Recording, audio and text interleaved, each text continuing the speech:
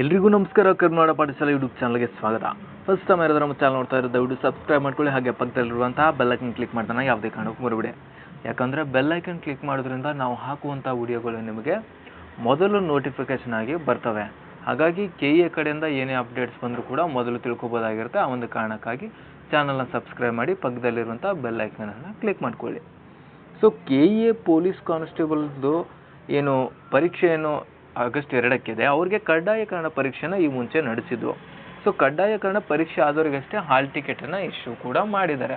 So ಇವಾಗ ಏನಪ್ಪ ಅಂದರೆ ಕಡ್ಡಾಯ ಕನ್ನಡ ಪರೀಕ್ಷೆಯಲ್ಲಿ ಯಾರೆಲ್ಲ ಎಷ್ಟೆಷ್ಟು ಸ್ಕೋರ್ ಮಾಡಿದ್ರಂತ ಒಂದು ಸ್ಕೋರ್ ಕಾರ್ಡ್ ಲಿಂಕ್ ಬಿಟ್ಟಿದ್ರು, ನಿಮ್ಮ ಸ್ಕೋರ್ ಚೆಕ್ ಮಾಡಿದ್ರೆ ಇವಾಗ KA ಕಡೆಯಿಂದ ಅಫಿಷಿಯಲ್ ಆಗಿ ಒಂದು ಸ್ಕೋರ್ ಅಂಕಪಟ್ಟಿಯನ್ನು ಪ್ರಕಟ ಮಾಡಿದ್ದಾರೆ. ಕಡ್ಡಾಯ ಕನ್ನಡ ಪರೀಕ್ಷೆಯ ಅಂಕಪಟ್ಟಿ, ಅದರಲ್ಲಿ ಒಂದು ಅಧಿಸೂಚನೆ ಕೂಡ ಇದೆ. ಆ ಅಧಿಸೂಚನೆಯನ್ನು ನಾವು ಗಮನಿಸ್ತಾ ಹೋಗೋದಾದರೆ ಏನಿದೆ ಅಂದರೆ, ಡೈರೆಕ್ಟಾಗಿ ವಿಷಯಕ್ಕೆ ಹೋಗೋದಾದರೆ, ಕರ್ನಾಟಕ ಪರೀಕ್ಷಾ ಪ್ರಾಧಿಕಾರದಿಂದ ವಿವಿಧ ಇಲಾಖೆ ನಿಗಮ ಮಂಡಳಿಯಲ್ಲಿನ ವಿವಿಧ ಗ್ರೂಪ್ A ಮತ್ತು B ಮತ್ತು ಪೊಲೀಸ್ ಸಿವಿಲ್ ಕಾನ್ಸ್ಟೇಬಲ್ ಹುದ್ದೆಗಳ ನೇಮಕಾತಿ ಸಂಬಂಧ ದಿನಾಂಕ 19/7/2026 ನಡೆಸಿದ ಕನ್ನಡ ಭಾಷಾ ಪರೀಕ್ಷೆಯ ಕೀ ಉತ್ತರಗಳನ್ನು ಪ್ರಾಧಿಕಾರದ ವೆಬ್ಸೈಟ್ನಲ್ಲಿ ಅಭ್ಯರ್ಥಿಗಳ ಮಾಹಿತಿಗಾಗಿ ದಿನಾಂಕ 19/7/2026 ಪ್ರಕಟಿಸಿ, ಸದರಿ ಪ್ರಕಟಿತ ಕೀ ಉತ್ತರಗಳಿಗೆ ಆಕ್ಷೇಪಣೆ ಸಲ್ಲಿಸಲು 22/7/2026 ಬೆಳಗ್ಗೆ 10:30 ಕಾಲಾವಕಾಶ ನೀಡಿದ್ರು. ಸೊ ಓಕೆ, ಅದೇನು ಪ್ರೊಸೆಸ್ ಇದೆ ಬೇಡ, ನಮಗೆ ಡೈರೆಕ್ಟಾಗಿ ವಿಷಯಕ್ಕೆ ಹೋದಾದರೆ, ಸೊ ಫಲಿತಾಂಶವನ್ನು 23 ಜುಲೈ 2026 ಪ್ರಕಟಣೆ ಮಾಡಿದರು. ಓಕೆ, ಅಂದರೆ ನಿಮ್ಮದು ಸ್ಕೋರ್ ಎಷ್ಟಾಗಿದೆ ಅಂತ ಚೆಕ್ ಮಾಡೋ ಲಿಂಕ್ ಬಿಟ್ಟಿದ್ರು. ಸೊ ಅದರಂತೆ ನಿಮಗೆ ಏನಾದರೂ ನಿಮ್ಮ ಸ್ಕೋರ್ ಏನಾದರೂ ಕಡಿಮೆ ತೋರಿಸಿದರೆ ಅಬ್ಜೆಕ್ಷನ್ ಹಾಕೋದು ಕೂಡ 25ಕ್ಕೆ ಟೈಮ್ ಕೊಟ್ಟಿದ್ರು.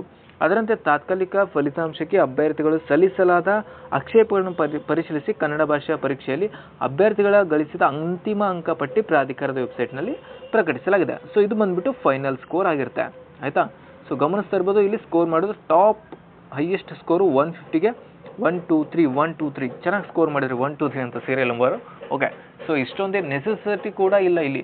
ಜಸ್ಟ್ ಅವರು ಹೇಳ್ತಾ ಇರೋದು ಕಡ್ಡಾಯ ಕನ್ನಡ ಪಾಸ್ ಆಗಿ, ಅಂದರೆ 150ಕ್ಕೆ ನೀವು ತೊಗೋಬೇಕಾಗಿರೋದು ಕೇವಲ 50 ಮಾರ್ಕ್ಸ್ ಅಷ್ಟೇ. ಓಕೆ, ಸೊ 150ಕ್ಕೆ 50 ಮಾರ್ಕ್ಸ್ ತೊಗೋಬೇಕು.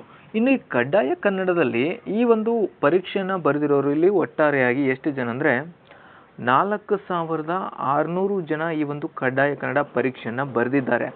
ಆದರೆ ಇಲ್ಲಿ ಪಾಸ್ ಆಗಿರೋರ ಸಂಖ್ಯೆ ಎಷ್ಟಿದೆ ಗೊತ್ತಾ? ಕೇಳಿದ್ರೆ ನೀವು ಶಾಕ್ ಆಗ್ತೀರಾ. ಇಲ್ಲಿ 1000 ಜನ ಔಟ್ ಆಗಿದ್ದಾರೆ. 1000ಕ್ಕಿಂತ ಹೆಚ್ಚು ಜನ, ಕೇವಲ 3200 ಜನ ಕಡ್ಡಾಯ ಕನ್ನಡ ಪರೀಕ್ಷೆಯನ್ನು ಪಾಸ್ ಆಗಿದ್ದಾರೆ. ಸೊ ಇಲ್ಲಿ 1000ಕ್ಕೂ ಹೆಚ್ಚು ಜನ ಇಲ್ಲಿ ಕಡ್ಡಾಯ ಕನ್ನಡ ಪರೀಕ್ಷೆಯಲ್ಲಿ ಫೇಲ್ ಆಗಿಬಿಟ್ಟು ನಿಮ್ಮ ಪರೀಕ್ಷೆಗೆ ಒಂದು ಕಾಂಪಿಟೇಷನ್ ಕೊಡ್ತಿದ್ರಲ್ಲ ಅದರಿಂದ ಔಟ್ ಆಗಿದ್ದಾರೆ. Okay, so for example civil police constable ಎಕ್ಸಾಮ್ಗೆ ಇವಾಗ ಫಾರ್ ಎಕ್ಸಾಂಪಲ್ 4000 ಜನ ಅಪ್ಲಿಕೇಶನ್ ಹಾಕಿದ್ದಾರೆ ಅಂದ್ಕೊಳ್ಳಿ. ಓಕೆ, ಇದೊಂದು ಎಕ್ಸಾಂಪಲ್.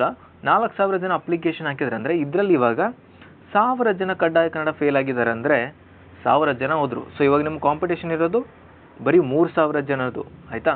ಸೊ ಈ ರೀತಿಯಾಗಿ ಎಕ್ಸಾಮ್ ನಡೆಯುತ್ತೆ. ಓಕೆ, ಸೊ ಕಡ್ಡಾಯ ಕನ್ನಡ ಯಾರೆಲ್ಲ ಪಾಸ್ ಆಗಿದ್ರೆ ನಿಮ್ಮದು ಹಾಲ್ ಟಿಕೆಟ್ ಬಂದಿಲ್ಲ ಅಂದರೆ KA ಕಾಂಟ್ಯಾಕ್ಟ್ ಮಾಡಿ.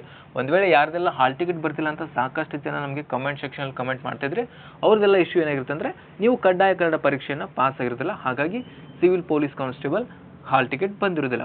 ಓಕೆ, ಸೊ ಇದೇ ರೀತಿಯ KA ಆಗಿರ್ಬೋದು ಅಥವಾ ಬೇರೆ ಬೇರೆ ಸ್ಪರ್ಧಾತ್ಮಕ ಪರೀಕ್ಷೆ ಎಲ್ಲ ಮಾಹಿತಿಗಾಗಿ ನಮ್ಮ ಚಾನಲನ್ನು ಸಬ್ಸ್ಕ್ರೈಬ್ ಮಾಡಿ ಮತ್ತು ಪಕ್ಕದಲ್ಲಿರುವಂಥ ಬೆಲ್ ಐಕನ್ ಕ್ಲಿಕ್ ಮಾಡಿದ್ರೆ ಯಾವುದೇ ಕಾರಣಕ್ಕೂ ಮರಿಬೇಡಿ. ಯಾಕಂದರೆ ಬೆಲ್ ಐಕನ್ ಏನಾದರೂ ನೀವು ಕ್ಲಿಕ್ ಮಾಡಿದ್ರೆ ಯಾವುದೇ ಅಪ್ಡೇಟ್ಸ್ ಬಂದರೂ ಎಲ್ಲರಿಗಿಂತ ಮುಂಚೆ ಮೊದಲು ತಿಳ್ಕೊಬೋದು ಮತ್ತು ಸಂಪೂರ್ಣ ಮಾಹಿತಿ ನಮ್ಮ ಎಲ್ಲ ವಿಡಿಯೋಗಳಲ್ಲಿ ನಿಮಗೆ ಸಿಗ್ತಾ ಹೋಗುತ್ತೆ.